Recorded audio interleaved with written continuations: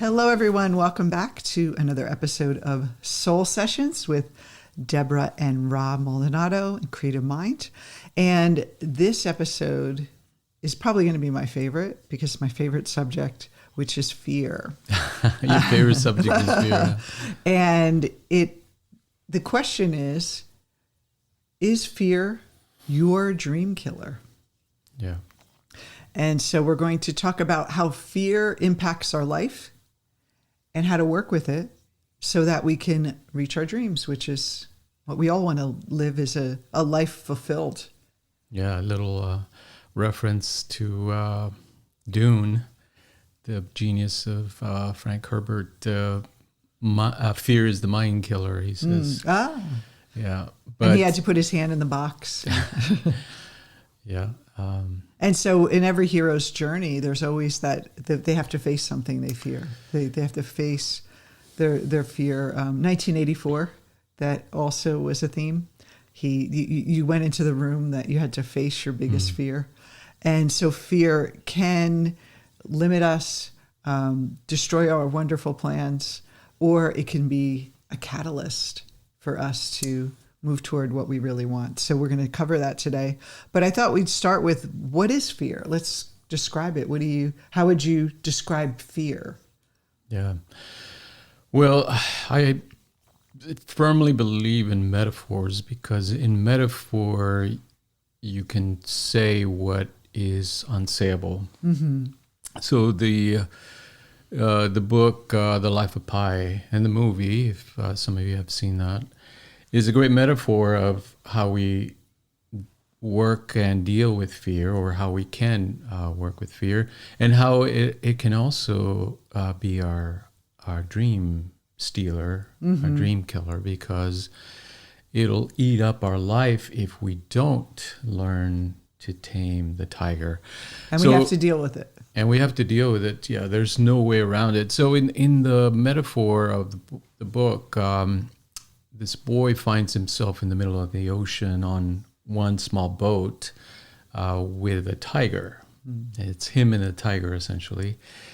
And initially, of course, he scrambles for survival. He finds a way to get off the boat and float on some debris that's on the side. To avoid the tiger. To avoid the tiger, exactly, because that's our natural inclination, is to try to avoid things that are fearful. But he knows it's not going to be a long-term solution for him, because he has to find, he needs the stuff on the boat, and he needs to be the master of the boat. And that's where all the food is. Yeah. And I love that what he said is that he had to keep feeding the tiger so the tiger wouldn't eat him. I also think that's a metaphor too. We keep feeding our own fear.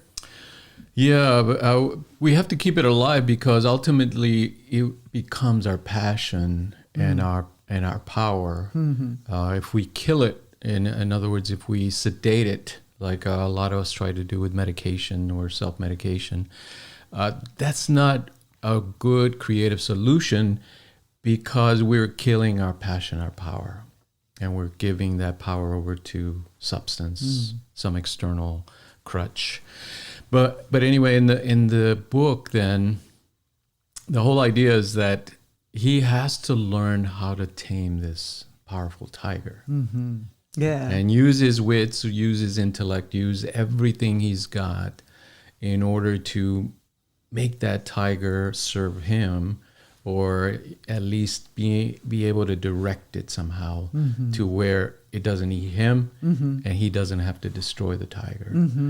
That's the balance we have to find with fear. And so when we think of, I love that metaphor, but when we think of fear, there's really multiple aspects to it. And there's first the biological aspect of fear. We're born with this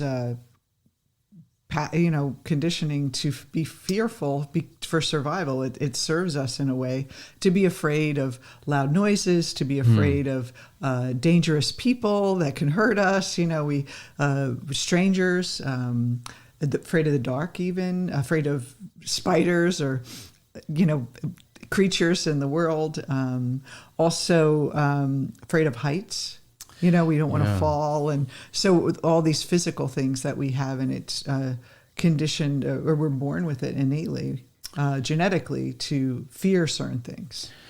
Yeah, I mean, it's a great survival tool. We would not be here as a species if we didn't have fear as this automatic mechanism that tells us you're in danger and you need to either fight, flee, or freeze, or get the hell out of there somehow, because we evolved in nature. Whether we like it or not, whether we want to admit it or not, we evolved along with the animal world, and the animal world is all about survival, the survival of the fittest. And we do have some intuitive senses of what to be afraid of. Like we kind of get a weird feeling sometimes when we're around someone we can't trust, and there's this kind of, I don't know if it's intuition, but more instinctual.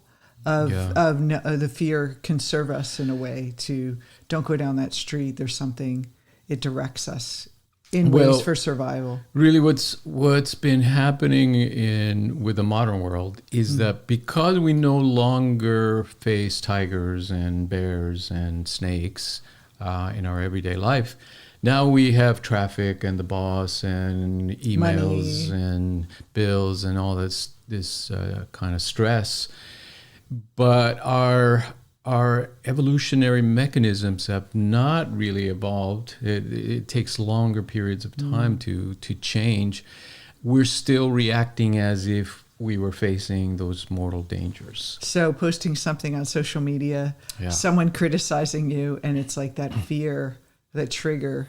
It feels like your life is in danger and you're fighting for your life, when it's just a minor little thing, but the system is built for survival, therefore it kicks in. So the amygdala, which is the part of the brain center that regulates fear, then becomes hypersensitive and overworked because we're continuously in that state of agitation, of fear. Our system is revved up continuously, and chronic stress, we know, is a killer.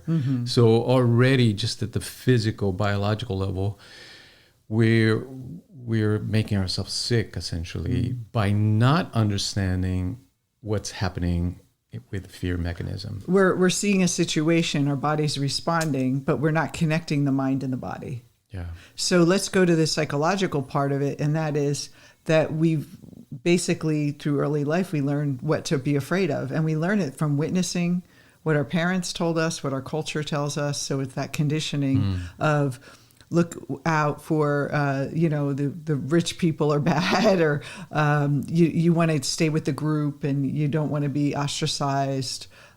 Fear of money if your parents like struggle financially, even like violence in the household, like there's, that would create a defense mechanism. And so all these conditioned responses psychologically are survival mechanisms, but also psychologically, how do I keep myself in a calm state, like, so I'm not agitated. Like, we're always looking to, like you said, fight, flight, or freeze, move away from the distressing situations, and we try to create barriers around ourselves so we can survive. And that's a sign of a healthy mind. No matter what happened to us, we have this capacity to deal with these things that show up. Well, just being alive. Yeah, at the psychological level, we're always looking for why. Why is this happening? The reason, the story. Yeah, and we're creatures of narrative. We need to have a story as to what's going on. If we don't have a story as to what's going on, then we really fall into that despair, and the mind just keeps spinning and spinning because we feel it in our body that there's anxiety, there's tension, there's fear, but we don't know where it's coming from. Therefore, we start projecting, and we're looking for somebody to blame, something to point the finger at, etc. And that's not really useful, because then what can you do if the external is causing you that fear? All you can do is wait for it to change or hope for it to disappear. and the world is not going to go away. It's always going to be there. So you're continuously kind of running the narrative that you're in fear, you're in anxiety, you're in panic, and there's nothing you can do. Even like it'll be so terrible if people criticize me, or I'm shamed in public, or I get fired from my job and I have to tell my family, or a lot of people, like, they are afraid to start their own business because they're afraid they're going to fail, and more afraid of what people think of them versus what they're thinking inside of even trying something. Like, they're so afraid of embarrassing themselves. So it's like this fear of just shame or guilt, or making a mistake or failure. That's right. It's a more of a story that we tell ourselves than actual physical survival. But that story kind of feeds the emotion, which then reads it as, this is dangerous. Yeah, absolutely. So then you have those feedback systems. So now you have the biology, the revved up kind of sympathetic nervous system, which is the action response, the stress response. Then you have the narrative of anxiety, meaning worry and trying to fix some external cause, which is projection, which feeds the person falls into a cycle of anxiety, that now they become afraid of being more afraid of, anxiety about being anxious, and becomes a vicious cycle. Because, again, the narrative then feeds the biological response, because we imagine the worst case scenarios as human beings. And we know we have the negative bias always running in the mind. So we're always looking for what's the worst possible situation with this thing that I'm facing. And, of course, our mind takes us there. And our system reacts to that, and it creates that vicious cycle. Now, the good news is we can reverse that. We have mechanisms already built in, but if we don't apply them and we don't cultivate them, then we're at the mercy of the external circumstances. And so the way to deal with these fears in the world is that if we deal with it from a materialistic standpoint, where you're separate from the world's out there, and we have to protect ourselves, it would be really hard to just be relaxed, because the world always has threats. So look at the world how it is today. There's so much going on. But the spiritual element that we want to bring in is that's the solution, is looking for a way to see ourselves not as a physical, materialistic body personality, but who are we beyond that? And that who we truly are beyond that can never be harmed, can never be damaged, can never be broken. I was reading one of the a Vedanta book, Vivekananda, and he was saying that you could take poison, the external will affect the body, but the poison can never affect the soul. It'll never affect it. So, of course, we don't want to drink poison, but it's like this idea that there's a part of us that is unbreakable. And if we can access that, we'll be less afraid. We'll be less afraid. What do you think about the spiritual element? Yeah, so if we look at the biological treatments for anxiety, fear, panic, they're not very good, because what they do is they aim to tranquilize the nervous system, right, somehow. And that only works in like an immediate effect. And then if people become addicted to that, that's detrimental to their mental, physical health. Do you think that could lead to depression, just like being so like afraid to be afraid that you just numb it down and then you don't feel anything? You feel the numbness of life? Exactly. We know people self-medicate with alcohol, drugs, sex, shopping, internet, et cetera, et cetera. Binge watching Netflix. Yes, it's the most immediate kind of a thing that people have access to. But again, because they're not understanding what is happening when I'm in fear, when the mind is in fear. So at the psychological level, then if we look at the treatments, they're talking therapies mainly that work. Cognitive behavioral, psychodynamic therapy, talk therapy as it used to be called. Like you say, naming what you're afraid of kind of gives it a little more groundedness to it. Yeah, research shows that simply recounting your anxiety, your story, your fear reduces it already. Because you're kind of giving name and form to it, you're sharing it with another. Well, coaching does that too. That's right. Yeah. You have an ally now in trying to figure out what's going on. Versus spinning in your mind, and then you can have someone to kind of tease it out for you and open it up a little more.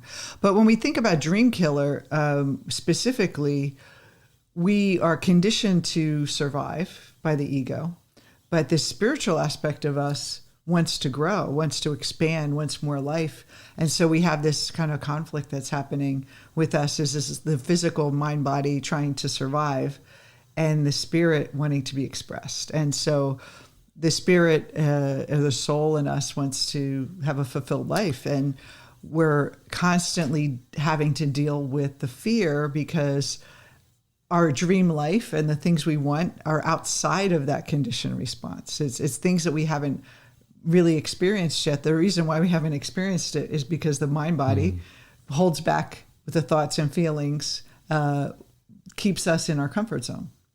And so it creates like a perimeter around those fences, electronic fences, and it zaps you if you try to go over that outside of your comfort zone. And I think even before you even feel the emotion, there's something in you that starts to rationalize or intellectualize of why you shouldn't take that action. Like it's not the right time, or, what if I fail? So I'm just not going to try. And so your mind will, before you even feel the feeling, it starts to convince you to stay where you are as a defense mechanism, as a survival mechanism. And it sounds reasonable, like it sounds so believable. It's rational and reasonable, the stories it comes up with.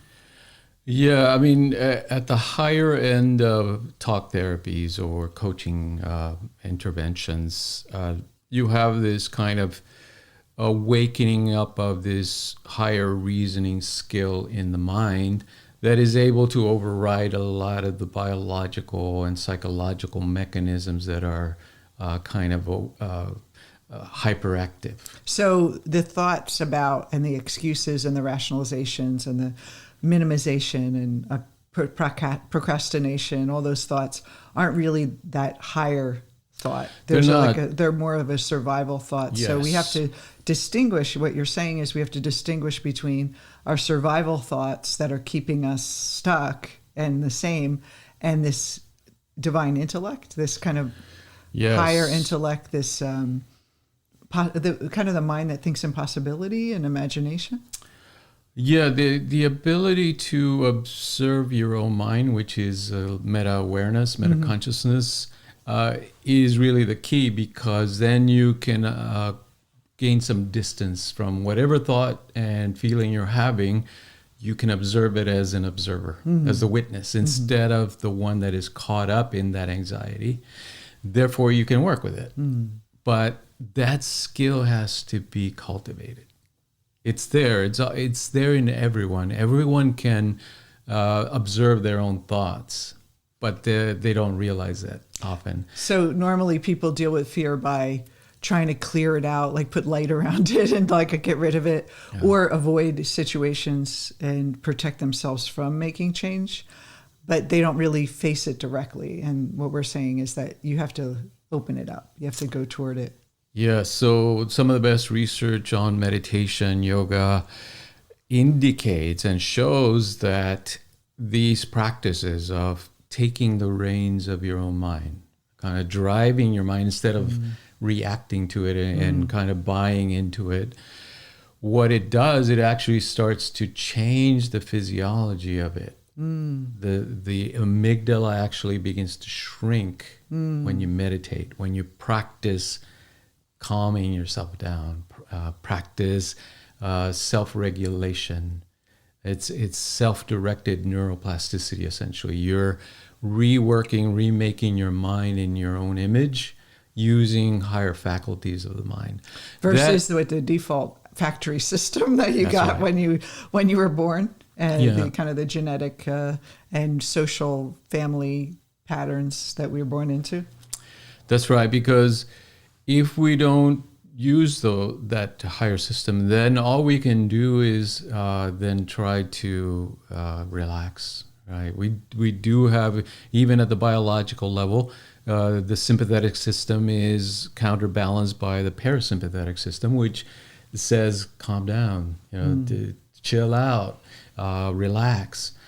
We can always employ those, but they're only going to work to a certain extent, right? Because sooner or later we're overwhelmed by the sensory experience of the world, and we go back into that fear response. Well, there's a difference between fixing the symptom, which is the fear that arises, or really getting to the cause of the fear. And I remember one of the questions you asked me, because I was triggered on something a couple months ago, and you said, what's the worst that could happen? And I really thought about it, and I was like, oh, that's it. And here my mind is like, in the short term, just thinking of the experience I was having that I had fear around. And then when I thought about what's the worst that can happen, it was like, well, it's not that scary, but we don't even take the time to examine it.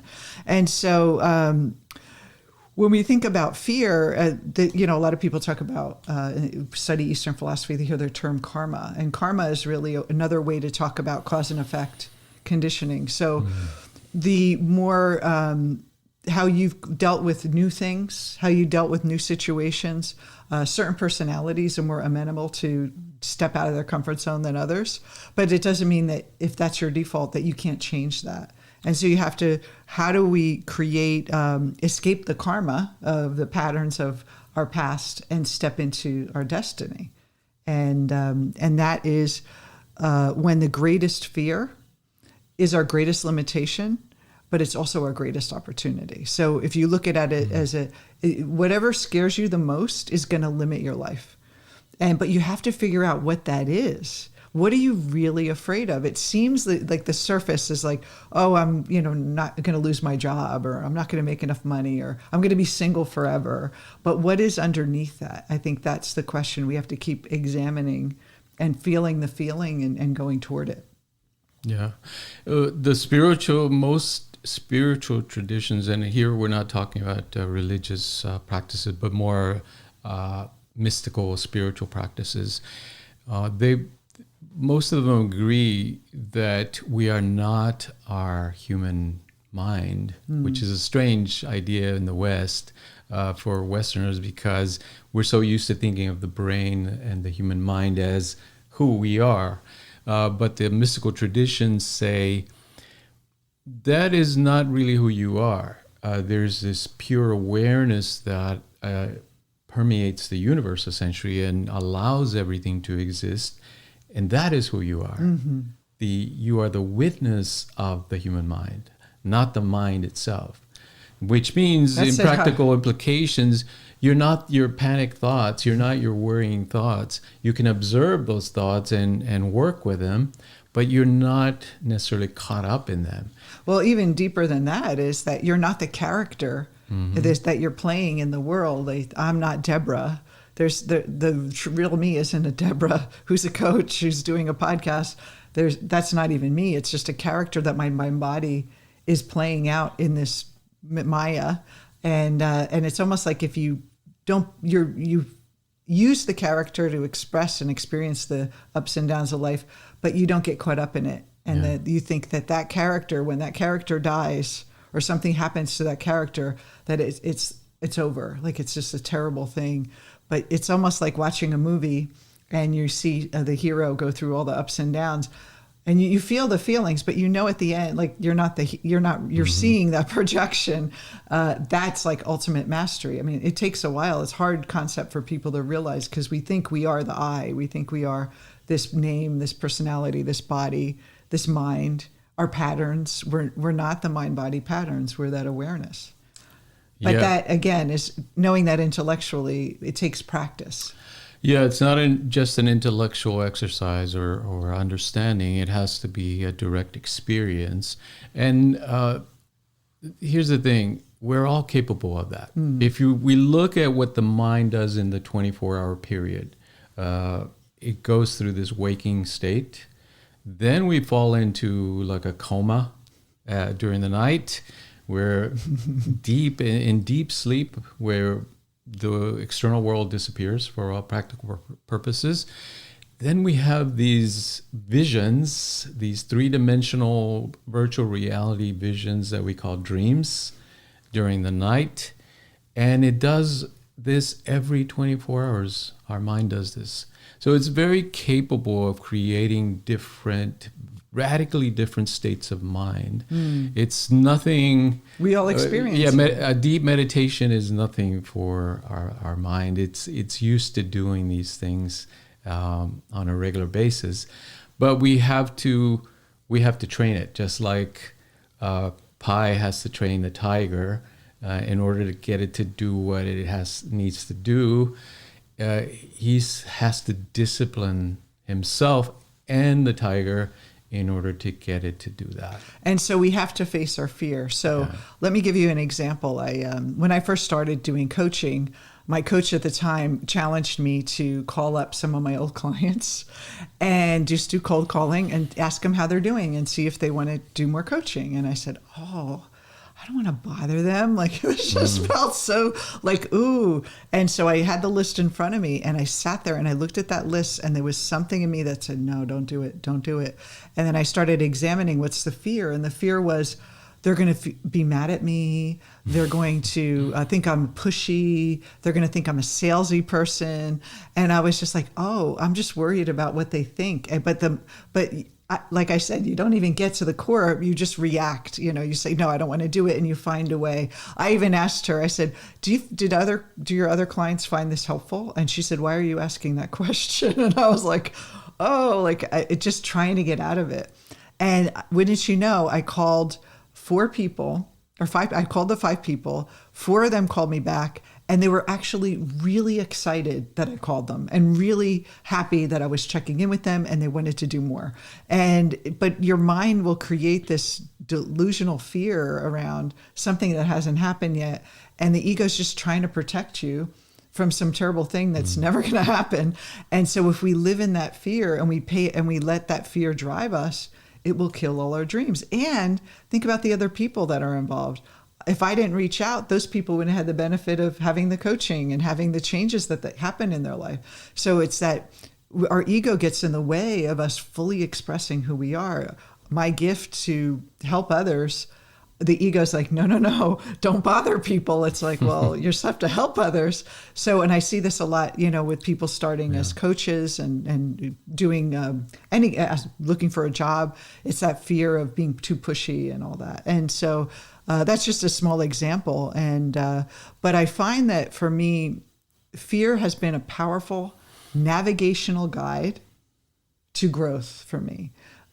So anytime I always think of what am I afraid to do? What really scares me? And I start moving toward it because I know that that's where the edge of my comfort zone is. And that if I feel stuck in any area, where do I feel afraid? What is the thing that I'm avoiding? And that's what I would try to do. And that's really how you can use fear. You can examine it. And like I said, I looked at those names and was just being a witness to my mind. Like, why is this so scary? I'm just talking to another human being. I'm just dialing a phone number.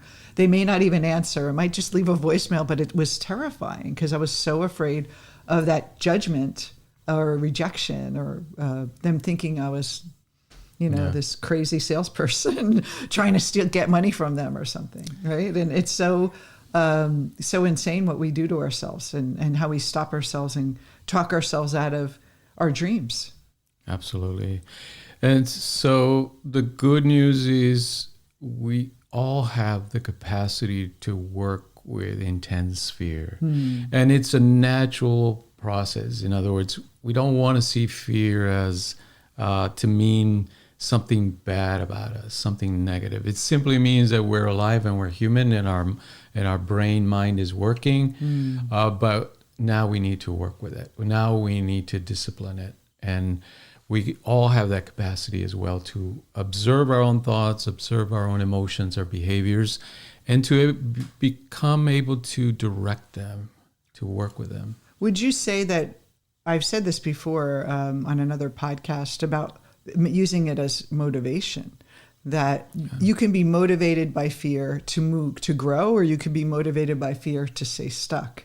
So it doesn't always have to keep you stuck. You could fear the status quo more than the thing you need to do to get out of it. And that's really most of the time when people finally make a change in their life, they say most people don't proactively make a change. They wait until it gets really bad where they're forced to make a change, where, as Anise Nin said, the flower had to open when it was too tight in the bud to grow anymore. And that's kind of where we often go by default. Yeah. But if you want to live a bigger life, you have to go toward it. And it's easier that way than waiting until everything falls apart and you have that dark night of the soul and you're finally, you're picking yourself up by your bootstraps going, okay, I think that, I'm hearing a message here that things are, need to change, a divorce, or like for me, losing a job and trying to, some disturbance in our life that forces us into a transition. Yeah. Yes. So definitely take heart. Practice self-inquiry, asking the question, what does this mean for me? What is the nature of this fear? What is it pointing to? What is it trying to teach me? Instead of thinking of it as a curse, see it as an opportunity. That it's showing me that I need to work on something. And the fear is essentially the X where you need to work. It's pointing to where the treasure is. Yes. And the cave we fear to enter contains the treasure that we seek, Joseph Campbell. That's right. So see it as an opportunity, learn to approach it, to work with it. There are many good techniques. Find what works for you, what's practical for you, something that you can apply on a daily basis in your lifestyle. But don't give up. If people give up, if they fall into addictions or self-medication, then it's more difficult to dig themselves out of that pattern. Don't you find too, fear can be like exhilarating, like passion, and it can, because if you don't feel anything, you're not going to be motivated to make changes. If you're not feeling any fear, you're probably really comfortable. And and eventually that comfort is going to get boring. And there's a part of you that's going to feel that pushing from inside. Isn't there more to life than this? Isn't there more to life? And so we have to constantly look for those edges, what we're afraid of, and challenge ourselves. And it's so exhilarating, don't you think, after you do something that's so scary? Like, I know when I speak in public, I don't know about you, but you have that like energy at first, the little nervous energy. And then after the performance or the speech, you feel this like huge like high. You get, wow, look what I did. And so you want to be able to feel all those emotions. Absolutely. It does become your passion, the power that you have. But you have to transmute it. You have to work with it and make that lump of coal into that diamond. Lovely. So don't let fear be your dream killer. Let it be your dream finder. So thank you, everyone, for joining us today, and we'll see you next week on Soul Sessions. Stay well. Bye-bye.